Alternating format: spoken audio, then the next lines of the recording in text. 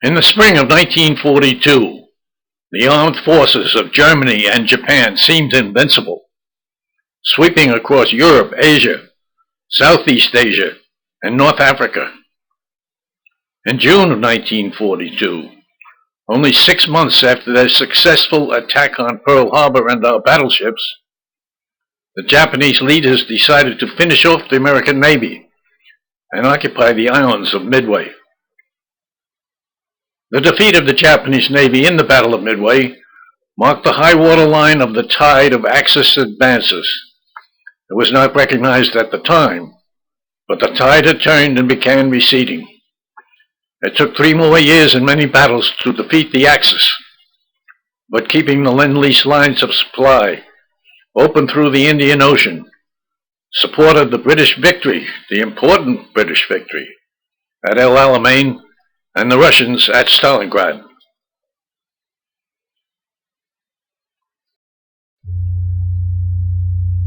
In his book, The Big E, A History of the Aircraft Carrier Enterprise, in 1962, Edward Stafford wrote, "If one man can be said to win a battle and change the course of a war, Wade McClusky, by deciding to search beyond the range of his aircraft and correctly calculating the direction of that search, won the Battle of Midway and turned the war against Japan."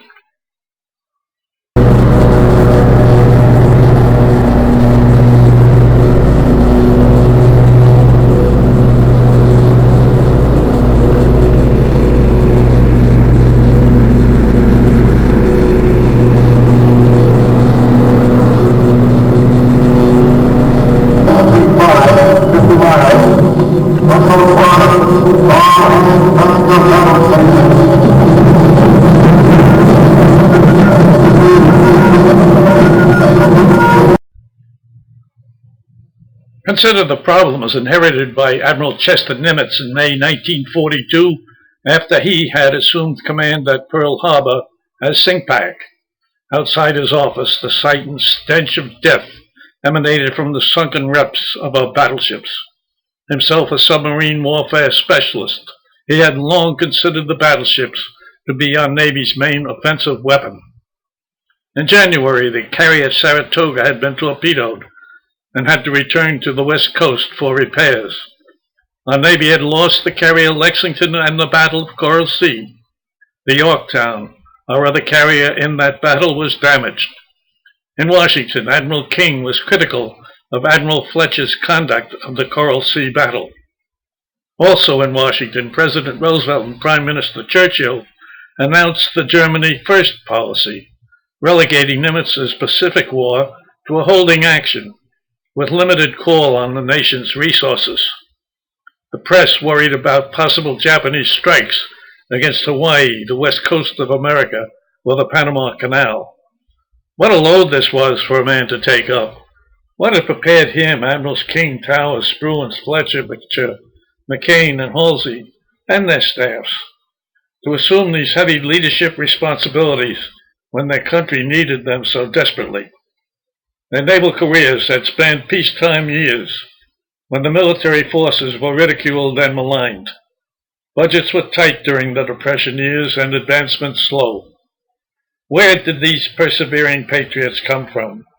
They were the product of disciplines and traditions that were first instilled in them at Annapolis and nurtured during years of sea duties, testing, staff work, and education.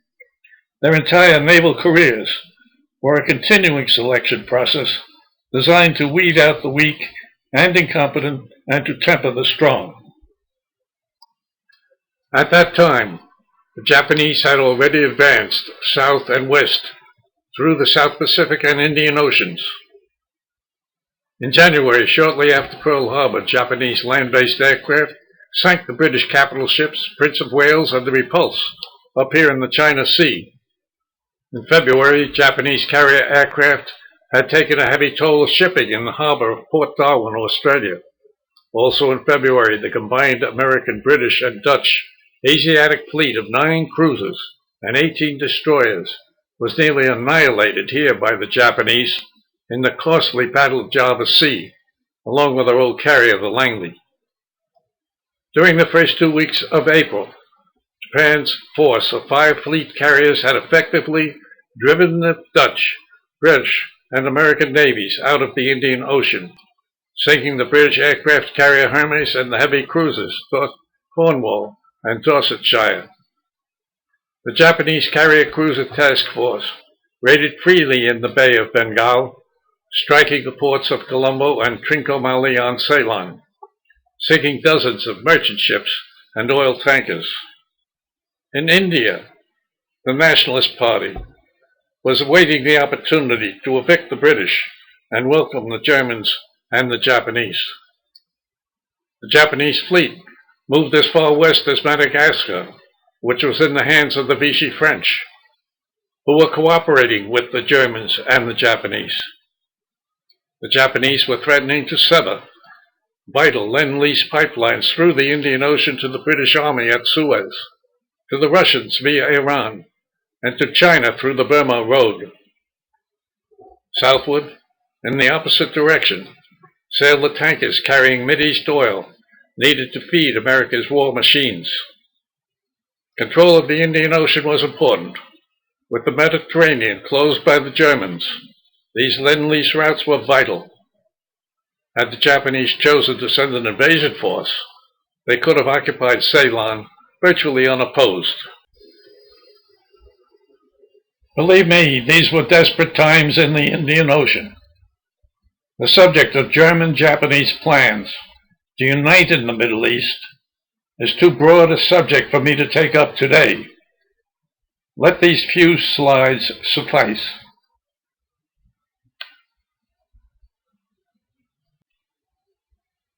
Also in February 1942, Hitler predicted, "The Japanese have recognized the great strategic importance of Madagascar for naval warfare. According to reports submitted, they are planning to establish bases on Madagascar, in addition to Ceylon, in order to cripple sea transportation in the Indian Ocean and the Arabian Sea." At an April 14, 1942, midnight meeting of the British Defense Committee, Field Marshal Lord Allenbrook spoke. If Japan's advance along the southern shores of Asia was not halted, it would cut off 750,000 fighting men in the Middle East and bring about the dreaded junction of the Axis partners. Turkey would be surrounded. The Russian oil supplies in the Caucasus would be threatened. After the war, Churchill was to call the prospect of a Japanese assault on Ceylon the most dangerous moment of the war. General Erwin Rommel and his Afrika Korps were sweeping across Libya, threatening the British Army defending Suez. There were 500,000 Jewish settlers in Palestine in 1942. But noble gas fans were to operate just behind Rommel's front line for the express purpose of killing Jews in occupied territory. Had the U.S. Navy lost the Battle of Midway, the state of Israel would have remained a dream. "What can we do to help?" President Roosevelt asked Churchill. "Give us as many tanks as you can spare," Churchill replied, "and ship them to the British forces in North Africa." At FDR's direction, 300 tanks were taken from the production line and redesigned for desert warfare. These, along with 100 self-propelled guns, were then sent to Suez via Lend-Lease through the Indian Ocean. The 300 Sherman tanks and 100 self-propelled guns sent by the United States were to be critical in the British victory over Rommel. The same Lend-Lease lifeline helped the Russians to hold Stalingrad. Meanwhile, far to the north in the Central Pacific, on April 18th, the United States Navy Task Force centered on the carriers Hornet and Enterprise, launched Major Doolittle's Army B-25s to bomb Tokyo and Nagoya. Aboard the Enterprise was a 42-year-old naval aviator, Lieutenant Commander Wade McClusky, an Annapolis graduate of 1926, who had devoted his life to the U.S. Navy.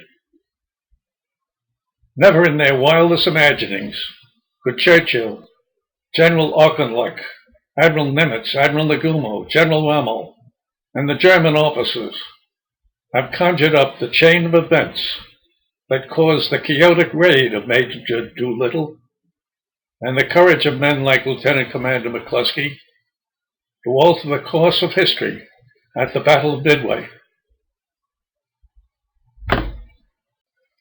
This seemingly chaotic raid on their homeland served its purpose. It persuaded the Japanese to advance Admiral Yamamoto's plan to invade Midway and to lure the remaining U.S. fleet out to a decisive battle. He was about to get his wish. For the invasion of Midway Atoll, the Japanese had spent months setting up an elaborate plan of operations involving 200 ships and 700 planes. They wargamed the plan aboard Admiral Yamamoto's flagship, the Yamato. But Admirals King and Nimitz had only 3 frantic weeks to make their plan, mobilize the fleet, and mount the operation.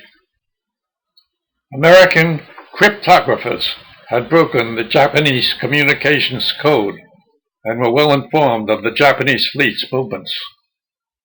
A bold plan was initiated to risk our only remaining attack forces, the aircraft carriers, to carry out a devastating ambush of Japan's carriers, catching them by surprise as they were attacking Midway. If the Japanese carriers' flight decks could be put out of commission, the Japanese would be unable to launch a counterstrike on the American carriers. Once our aircraft came within striking range of the Japanese, survival of our carriers depended on incapacitating the flight decks of the 4 Japanese carriers with the surprise first strike. The officers who had commanded carriers during the fleet problems of the 1930s understood the risks and the importance of getting in the first blows. Failure would leave our carriers exposed to counterstrikes by the longer-range Japanese aircraft. As the ONI recorded, during the night of June 3rd, 4th, our task forces moved south-southwest to a position about 200 miles north of Midway. It was hoped that they would be able to catch the enemy striking force on the flank when it launched its anticipated attack on the islands. This map shows the Japanese carriers arriving from the northwest and our Navy's planned ambush station at dawn 200 miles north of Midway, with our fleet prepared to pounce on the Japanese carriers as their planes were occupied attacking the island of Midway. On confirmation of the Japanese presence, our task forces would close to within 120 miles of the Japanese, well within striking range for our fighters, torpedo planes, and dive bombers. Fully coordinated attacks by over 150 planes would overwhelm the Japanese defenders and immobilize all of their carriers before they could launch strikes back at our carriers. Nagumo's planes attacking Midway would have no place to land when they returned. But as late as 0900 that morning of June 4th, Admiral Fletcher's Task Force 17 was still 260 miles northeast of Midway. Shown are the actual launch times, 0700 for the Hornet and 0900 for the Yorktown. Note the 0917 change of course by the Japanese. Pearl Harbor, Admiral Nimitz responded to Ensign Reed's message of sighting the main body by sending a coded message to Admiral Fletcher. This is not, repeat not, the enemy striking force. Stop. This is the landing force. The striking force will hit from the northwest tomorrow. Of course, that was a great feather in our cap. And Admiral Nimitz made the comment to Commander Layton at that time. He said, "You were 5 miles and 5 minutes off in your projection." But the orders to Admiral Fletcher and Admiral Halsey were not to launch any aircraft or any searches against the Japanese fleet or any attacks until we had an attack on Midway. Instead of remaining poised to pounce southward on the Japanese carriers, Admiral Fletcher abandoned the dawn ambush station to cautiously mount defensive searches immediately to his north. At 04:30, as the Japanese were launching their attack on Midway, the Yorktown had begun launching fighters and scout planes to search 100 miles of open sea to the north of Task Force 17. The light 4-knot wind required a 28-knot speed from the carrier to gain enough wind across the deck for launching. This meant that the American carriers were racing southeastward at high speed away from the ambush position, 200 miles north of Midway. Discovery of the Japanese carrier fleet came with radio reports from the PBY search planes of Lieutenant Howard Addy between 0503 and 0540. It was confirmed by the Catalina of Lieutenant William Chase at 0544 that morning. Many planes heading Midway. Here are scenes of a Japanese dawn launch.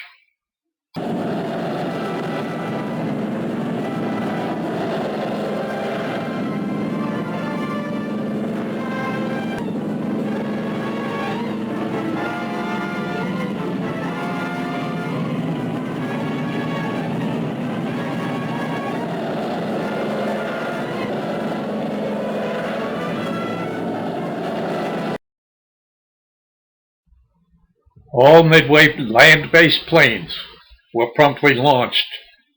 Brewster Buffalo and Grumman Wildcats, assigned to defend the island, were quickly overcome by the Zeros. At 0700, as Yorktown, Enterprise, and Hornet were charging to the east away from the enemy, the first of these Midway defenders found and attacked the Japanese carriers. There were 6 Navy TBFs and 4 Army B-26s rigged to carry torpedoes. 9 flying fortresses then dropped bombs from high altitude. Next were 11 Marine SB-2U Vindicator dive bombers and 16 Marine Dauntless SBDs. Major Lofton Henderson led this flight in a glide bombing run because his young pilots were not trained as dive bombers.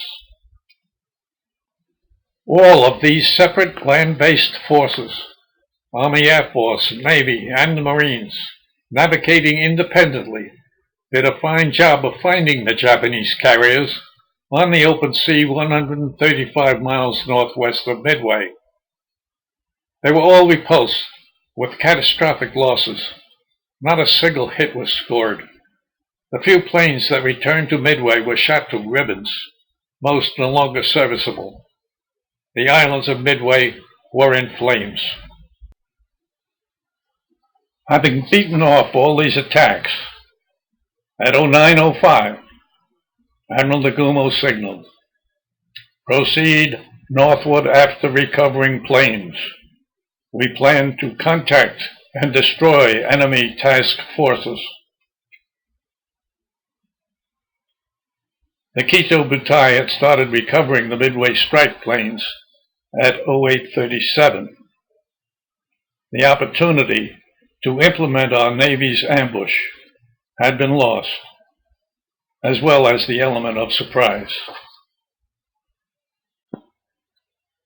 At 0700, at the very time land-based planes from Midway were being crushed by the Japanese, The first of our carrier planes were just being launched. They were beyond effective range, and they were too late. By the time Commander Ring reached the expected target area, the Japanese had moved on. They may have been just over the horizon, but he had no fuel left for a search. The F-4F fighter planes ran out of fuel and tried to return to the Hornet. The entire squadron was lost at sea, but some pilots were later recovered. Dive bombers of Hornet's VB-8 and VS-8, running short of fuel, turned back or headed to Midway, where they landed or ditched at sea. During the entire morning, the only planes from the aircraft carrier Hornet to engage the Japanese carriers were the doomed Torpedo Squadron 8. Lieutenant Commander John Waldron broke away from his group leader, Commander Ring, and led the 15 planes of Torpedo Squadron 8 to its destruction at 0930.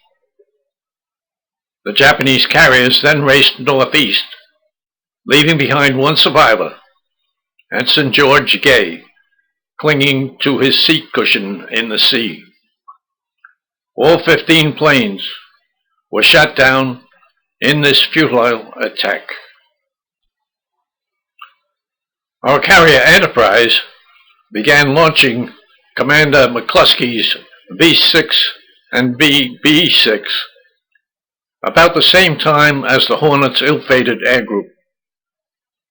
Due to the slow pace of launching into the 4-knot wind, at 7:52, McClusky was instructed to proceed with the 33 dive bombers without waiting for the torpedo planes and fighter escort.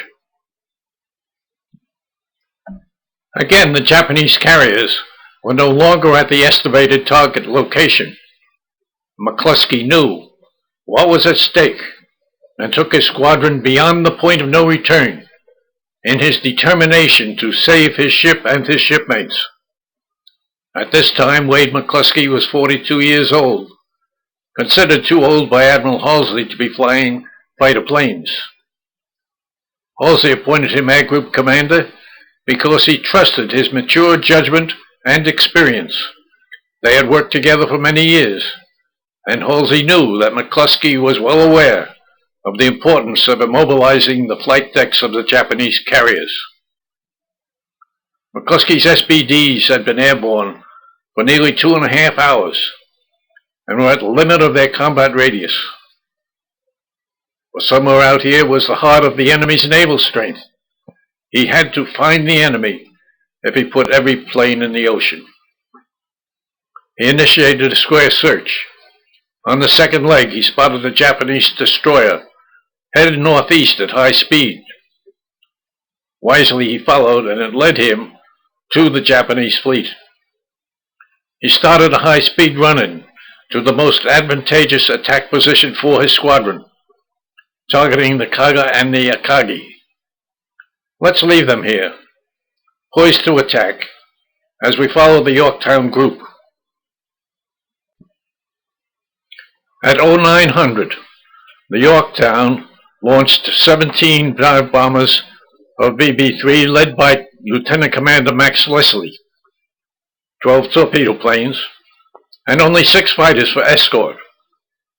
Admiral Fletcher held back half of his bombing strike and 2/3 of his fighters as a defensive measure.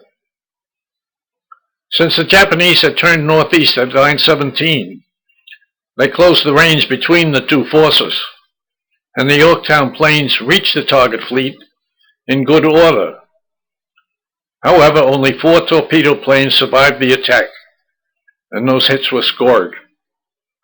Lieutenant Commander Jimmy Thatch and his F-4Fs engaged the Zeros, and 2 of his 6 were lost. During the entire day-long battle of 79 F-4F fighter planes embarked on our 3 carriers, only these 6 fighters from the Yorktown reached the Japanese carriers and managed to engage in combat. So Max Leslie and 17 dive bombers from the Yorktown had arrived over the Japanese carriers at the same time as Wade McClusky and 32 bombers from the Enterprise. It was now 10:22, 3 hours after the attack of the Midway land-based forces, and almost an hour after the first carrier plane attack by Torpedo Squadron 8. At this time, the Japanese were jubilant. Admiral Nagumo's forces had repulsed 9 separate American attacks without suffering any damage. Midway was in flames, and his strike force recovered. The invasion fleet was untouched, coming in from the west with the landing troops.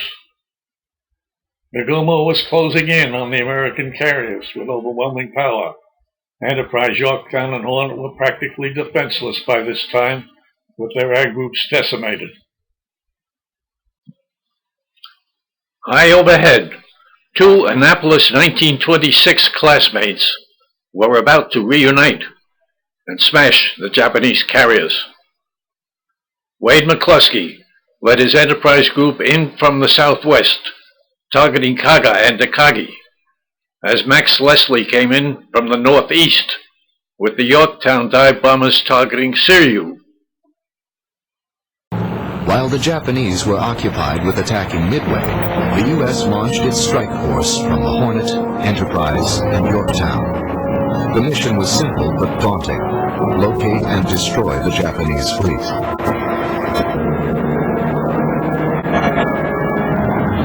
Time was also running out for the SBD dive bombers from the USS Enterprise.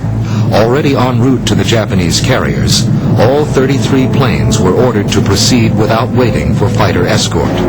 When the SBDs arrived from the Enterprise and Yorktown, the Japanese carriers were floating powder kegs. The flight decks and hangars were packed with fully fueled and armed Zeros and bombers awaiting launch. In their haste to get the planes off to Midway, ordnance and open fuel lines were carelessly strewn about. So when the bombs from the SBDs landed, the result was a fiery disaster. Massive explosions rocked the carriers, setting them ablaze and sending chunks of the flight deck and whole airplanes into the sea.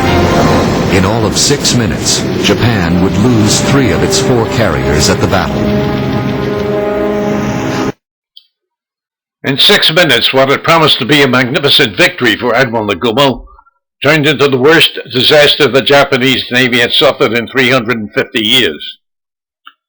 After attacking the Kaga, McClusky was jumped by 2 Zero fighters as he pulled out of his dive low over the water. For 5 minutes, the Zeros alternated, making gunnery runs on the SBD. His skill as a fighter pilot enabled him to successfully dogfight with the 2 agile Zero fighters.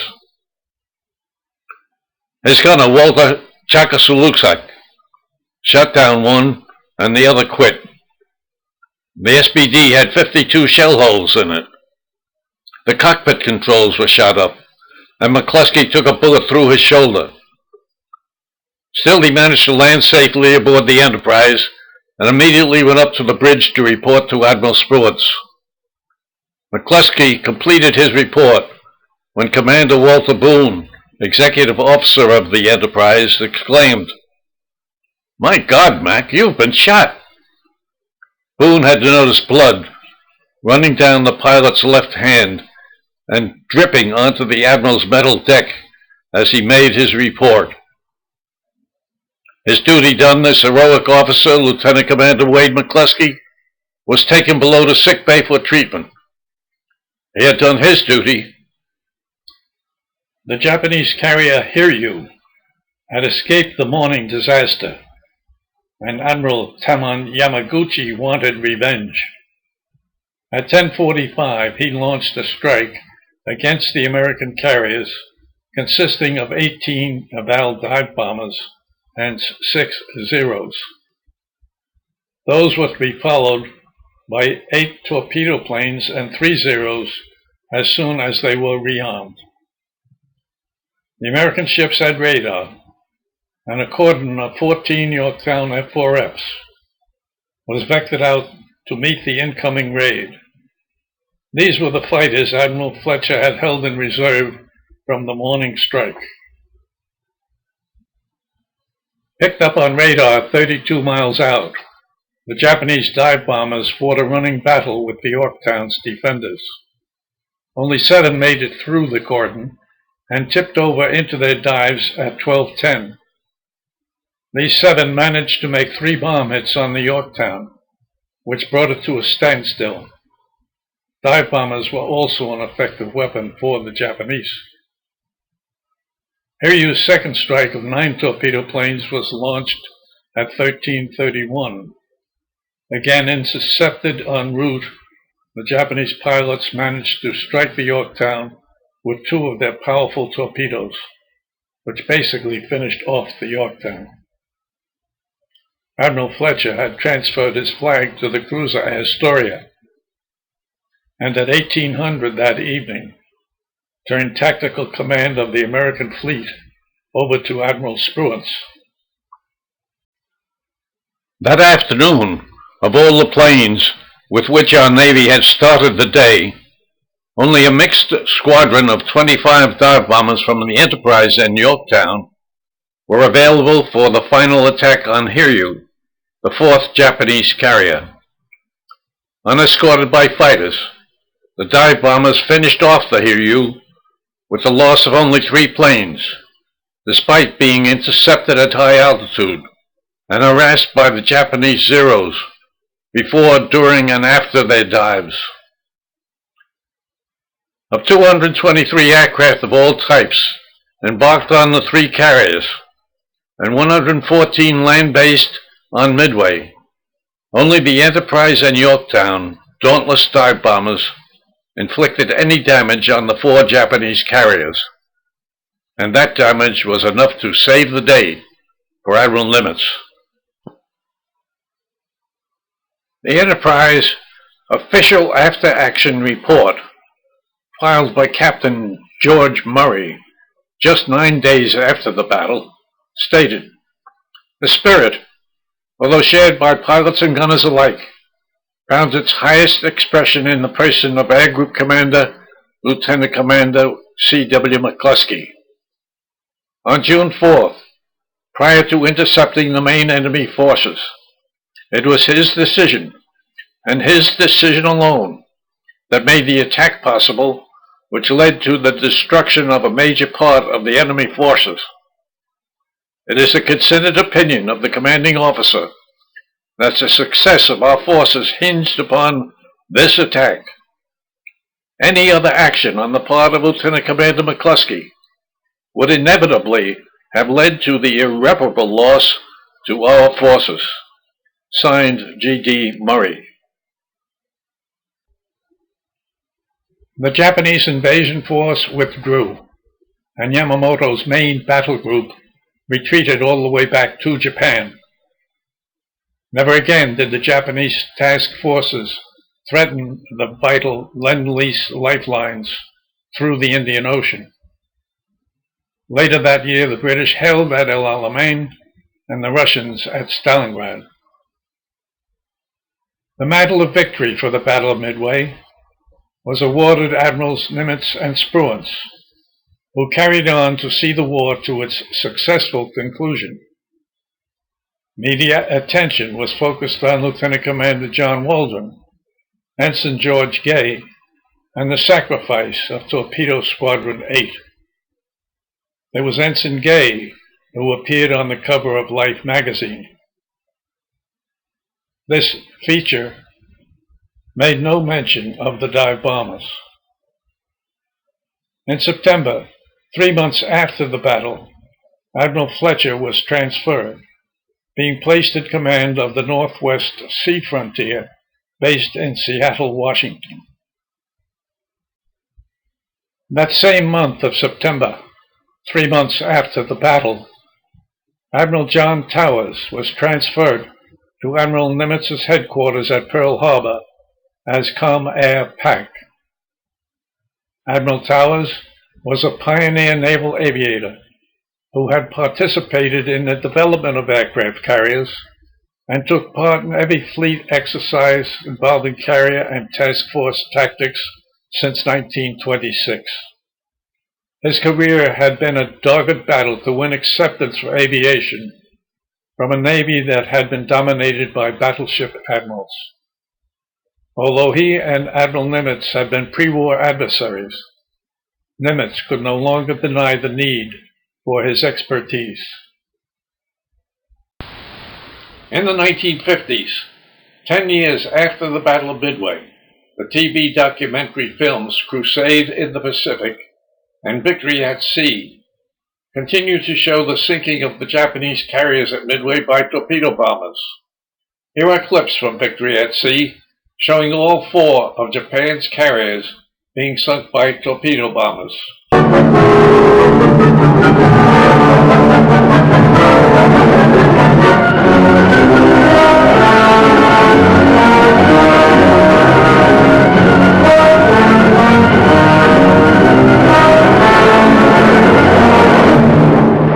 Akagi, smashed and sinking. Kaga, smashed and sinking. Soryu, smashed and sinking.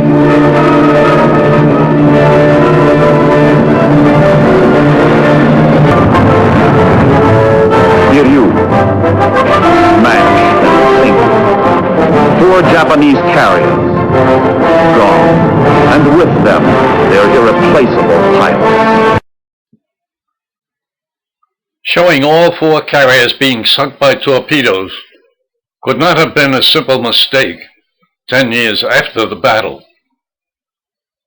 Why were our Navy's dive bombers' contributions to victory at Midway and throughout the war so neglected? And why have documents concerning the Battle of Midway remained classified for more than 70 years, withheld from public view for security reasons? In 1986, 10 years after his death, the Navy named a frigate after Wade McClusky. He deserved better. Awarding the Medal of Honor posthumously would at least give him his proper place in our nation's history, letting his memory last forever among our other great national heroes. In 1976, 34 years after the Battle of Midway, the Hollywood film Midway, for the first time, accurately depicted the dive bombers sinking the 4 Japanese carriers and dramatized the roles of Lieutenant Commander McClusky and Leslie. This section of the film was well done. Wade McClusky died that same year without seeing himself immortalized on the big screen. Now another 34 years has passed. The old Midway film has served the Navy well and has been a steady earner for Universal Films. With today's Navy facing reduced military budgets in the years ahead, a new film about the Battle of Midway might be timely. Fresh perspectives of the battle and properly planned plots and subplots can be created to anticipate now the Navy's projected challenges of the next 10 years. Wouldn't dive bombing be great in 3D or IMAX? Thank you for listening to my pilot's perspective on the Battle of Midway. I hope you enjoyed it. I did.